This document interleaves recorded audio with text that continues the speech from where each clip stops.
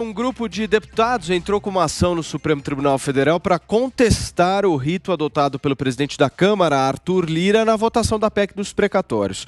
A proposta de emenda constitucional, principal aposta do governo para viabilizar um Auxílio Brasil de R$ 400, foi aprovada em primeiro turno na Câmara Federal na quinta-feira. No entanto, para alguns deputados, o governo só conseguiu a votação necessária porque Lira adotou manobras irregulares nessa votação. Deputados que não estavam presentes na Câmara participaram da votação. Outra irregularidade seria a votação de uma emenda aglutinativa que não atendia os critérios do regimento interno. A ministra Rosa Weber, do Supremo Tribunal Federal, foi sorteada para ser a relatora do caso. Outro ponto que chamou a atenção de muita gente aconteceu às vésperas da votação. Para vocês entenderem, o governo do presidente Jair Bolsonaro empenhou 909 milhões de reais em emendas parlamentares nos dias 28 e 29 de outubro. O valor representa 30% de tudo que foi liberado naquele determinado mês. A gente vai conversar justamente sobre isso. Será que o Lira praticou irregularidades? Sim ou não, meu caro Serrão? Saudações, meus amigos e amados haters. Pergunta enigmática. Provavelmente não, mas, de repente, sim. Por que eu dou essa resposta esquisita? Porque o Brasil é o país do regramento excessivo. No regramento excessivo, a interpretação que você dá para aquela regra é: se você quer que ela seja a seu favor, ela vai ser a seu favor. Se você quer que ela seja contra, ela vai ser contra. Ou seja, a letra morta da lei, que pode aceitar favor e contra, não serve para coisa nenhuma. Então, por isso aqui é o país da desordem e da insegurança jurídica, porque caberia ao legislativo enxugar esse excesso de leis que temos no Brasil. Leis, normas que as instituições governamentais baixam também em excesso, as tais instruções normativas. Isso é um inferno para quem tem que lidar com legislação no Brasil. Agora, esse caso específico da votação dessa PEC dos precatórios, ou PEC do calote, como ela também vem sendo chamada pela oposição, o presidente da Câmara seguiu o trâmite que é tradicionalmente seguido no parlamento. Quando a presidência do parlamento quer atropelar, ela usa toda a regra possível a seu favor. E foi o que fez o Arthur Lira, que é um dos principais aliados do presidente Jair Bolsonaro. Ele conseguiu uma manobra impressionante para que governadores do Nordeste fizessem com que deputados de sua base aderissem à proposta só com a possibilidade do Fundo de Educação ser pago em 3 parcelas, essa dívida que tem que ser paga e quitada. Então, essa foi a primeira manobra. Fez um argumento parecido que conseguiu convencer o pessoal do Sul também a votar, porque os professores também terão prioridade para receber o que é devido a eles também da área de educação. Então, são jogadas possíveis. Houve a liberação das tais emendas parlamentares. Isso aí é o jogo da política brasileira, concorde com ele ou não. Então, não tem essa. O que a Rosa Weber certamente vai falar sobre se foi legal ou não as manobras? Ela vai dizer com muita probabilidade: essa questão é para ser resolvida pelo Parlamento interna corporis e não para o Supremo Tribunal Federal se meter na situação. Aguardem, que é muito provável que seja isso que vai acontecer. Bruna, você acha que houve alguma irregularidade nessa votação?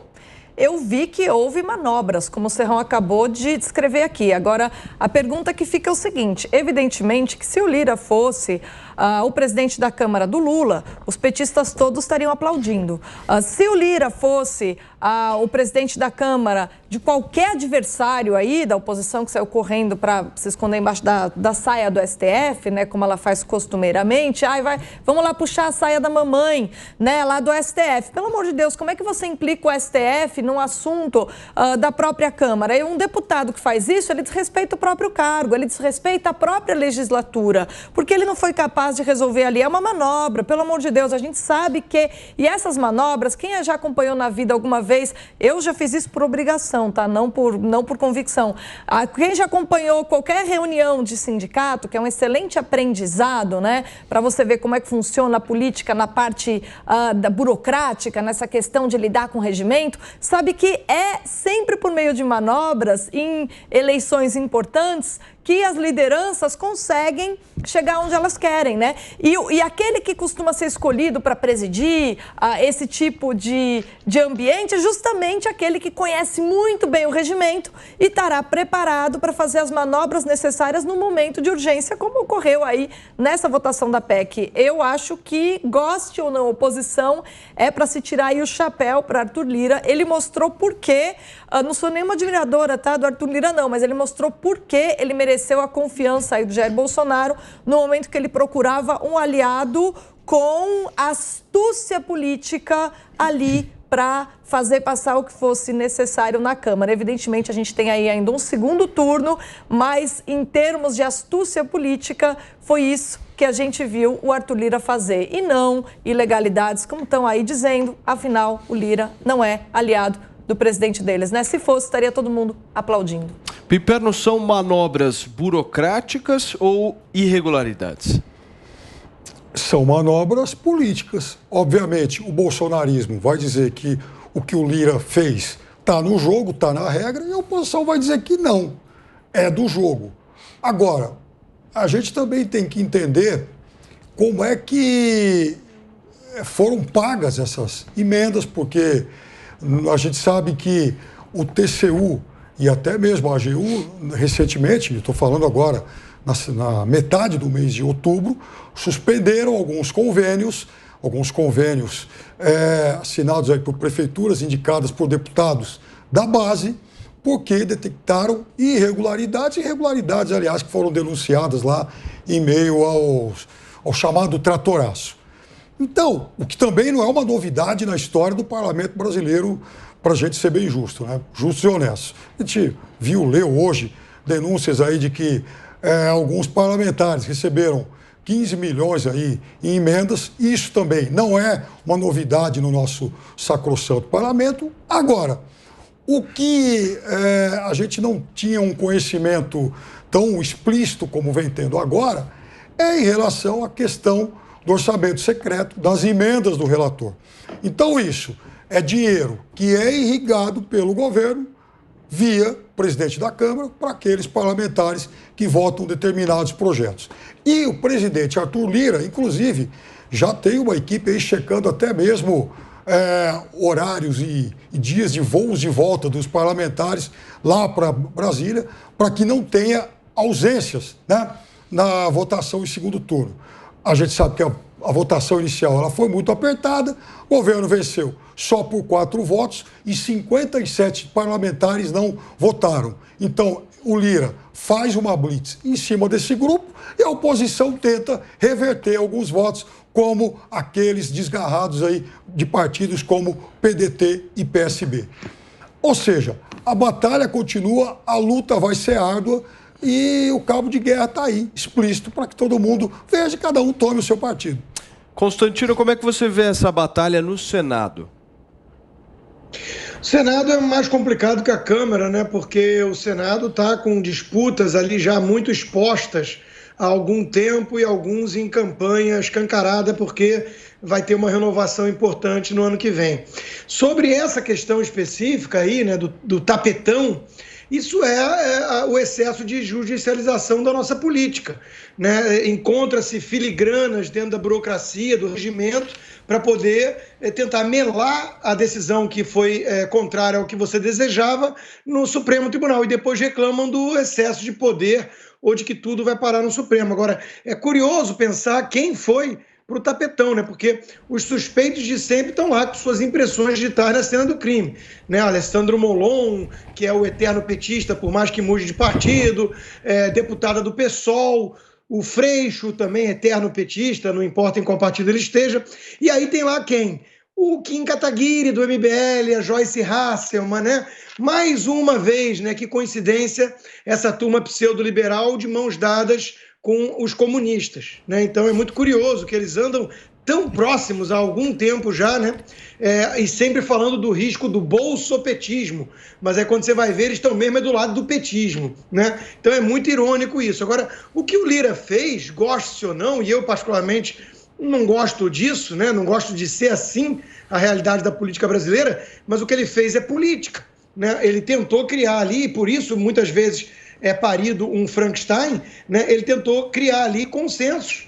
E aí você tem que ir contemporizando, você tem que ir cedendo. Então tem todos os interesses que são de alguma forma representados no parlamento, tem que ser levado em conta na hora de montar o projeto final. E a PEC do precatório foi isso.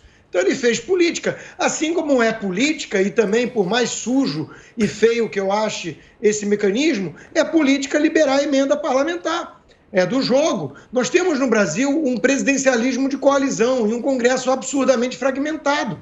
Eu adoraria escutar dos especialistas ou dos críticos de plantão que só criticam, né, como governar com esse Congresso dessa forma. Ou vocês acham que vai dar sempre para convencer com base no interesse coletivo, no bem comum, no patriotismo, essa turma que está lá. Então o PT a gente sabe como tentou fazer, né, jogar para escanteio o Congresso, governar sozinho com o seu projeto totalitário, dando mesada para todo mundo. Esse governo está tentando usar as regras do jogo, por isso que o Lira está na base, né, por isso que foi apoiado para ser presidente da Câmara, até porque a alternativa era um golpista, que sabota e sabotava a agenda do governo, que era o Rodrigo Maia. É por isso que o outro lá, agora até esqueci o nome do líder, do ministro novo, né, da Casa Civil. Então, eles estão tendo que fazer essa composição. Não há alternativa. Vamos lembrar que no começo do governo tentaram diferente. Tentaram bancadas temáticas, tentaram a liderança com neófitos, inclusive da política, com bolsonaristas raiz, né? E não avançou tanto. Então, isso aí, lamento, né? Eu também critico, também não gosto, mas é governabilidade. No Brasil não há muita alternativa enquanto o Congresso foi esse. Muito bem, são 5 horas Ciro Nogueira. Perfeito, Constantino. São 5 horas e 15 minutos. E olha, gente, vocês se conhecem, vocês sabem muito bem. Aqui no 3 em 1 a gente debate bastante o noticiário político, mas hoje, excepcionalmente, aconteceu a queda, justamente a queda de um avião na zona rural de Piedade, Caratinga, em Minas Gerais. E dentro dessa aeronave estava a cantora Marília Mendonça. A gente tem hoje a confirmação de que os 4 passageiros estavam justamente... Exatamente, a produção está me avisando aqui justamente do que está acontecendo lá em Minas Gerais. Agora nós ainda estamos apurando o que está acontecendo, mas nós temos esses 4 passageiros, nós ainda não sabemos como está o estado de saúde de cada um deles, mas aqui na programação da Jovem Pan você vai acompanhando justamente, minuto a minuto, tudo o que está acontecendo em Minas Gerais com este verdadeiro desastre que aconteceu. Daqui a pouquinho nós vamos justamente ao vivo aqui com o jornalismo da Jovem Pan, buscar mais informações sobre esse caso e com certeza trazer para todos vocês que nos acompanham por aqui. Voltando na questão que nós estávamos discutindo da votação da PEC dos precatórios, a Bruna Torlai havia me pedido a palavra. Por favor, Bruna. Não, é que, na verdade, né, a gente tem que saber que não adianta a gente esperar, né, que com o parlamento que a gente tem, a gente consiga ter alguma coisa diferente dessa história da emenda do relator. Eu lembro que isso é muito polêmico mesmo, isso já havia sido deixado de lado e isso veio à tona, isso foi... trouxe de novo isso à tona justamente quando o Arthur Lira voltou a ser presidente. Então, o próprio Arthur Lira, eu acho que ele já estava sabendo como é que ele ia, como se diz, né, chegar a esse consenso. Ele sabia muito bem com quem ele estava lidando. E essa emenda de relator, eu li isso alguns meses atrás, que incomodou, inclusive, a equipe econômica, porque, evidentemente, que isso haveria aí sobras, tentativa de gastar mais, oportunismo da parte de todos esses que apareceram para apoiar o governo, etc., né? Eu não sei como que a gente conseguiria mudar a cara do Congresso com o sistema eleitoral que a gente tem, a história do fundo eleitoral, né? Enquanto as doações para as campanhas não forem assim no CPF, por exemplo, porque senão você tem empresa no meio, aí com fundo eleitoral são sempre os mesmos que têm os recursos para se reelegerem. Então é muito complicada a situação, né? Pegando o gancho do que o Constantino falou, é muito complicada a situação para a gente ter um governo que pense no Brasil, né? Há quem diga que a única maneira seria a população brasileira fazer valer algumas ideias, algumas políticas públicas, ter preferência por algumas políticas públicas. Nesse caso, os políticos poderiam ter essa mesma natureza viciosa deles, mas para eles se manterem no cargo, eles teriam que votar políticas valorizadas pela população, né? Ou seja, mantém-se os mesmos políticos, mas se a opinião pública for capaz de fazer ecoar via população, o tipo de política e o tipo de mudança que seja desejável para o Brasil e o brasileiro for capaz de insistir nisso, talvez mesmo um congresso assim, formado por gente do quilate, excelente aí do Arthur Lira e seus amiguinhos, votassem de fato e agissem de uma outra maneira. Mas a gente está um pouco longe disso, porque a confusão política do brasileiro médio ainda é muito grande. Talvez só o tempo vai poder corrigir esse problema. Serrão, você. A PEC deve passar em segundo turno na Câmara, porque a articulação, o rolo compressor do Arthur Lira joga pesado. Agora, no Senado, a parada vai ser dura, porque tem contradições. O próprio presidente do Senado, Rodrigo Pacheco, ele é a favor dessa PEC. Só que, ultimamente, ele agora sendo apresentado como presidenciável pelo PSD, ele vai tender a jogar contra o governo. E é essa visão que está pegando lá no Senado. Muitos acham que se essa PEC não passar, ela vai contra o governo, prejudica Bolsonaro, atrapalha a aprovação, que o governo conceda o Auxílio Brasil, e isso prejudicaria politicamente Bolsonaro. Só que vários senadores também sabem que isso aí pode ser um tiro pela culatra na cabeça deles, que também disputam a salvação. 27 vão ter que tentar o milagre de voltar ao Senado no ano que vem. Isso não vai ser fácil. Então, pode ser que o governo também consiga uma mágica da aprovação dessa PEC no Senado, mas vai ser duríssimo por lá. Não vai ser fácil como foi na Câmara, não. Eu quero poder aprofundar um pouco mais ainda nesse tema. Eu quero falar de futuro. Eu quero saber, Piperno, na sua avaliação, qual vai ser a postura do Senado Federal em relação a esse tema que está dividindo a Câmara.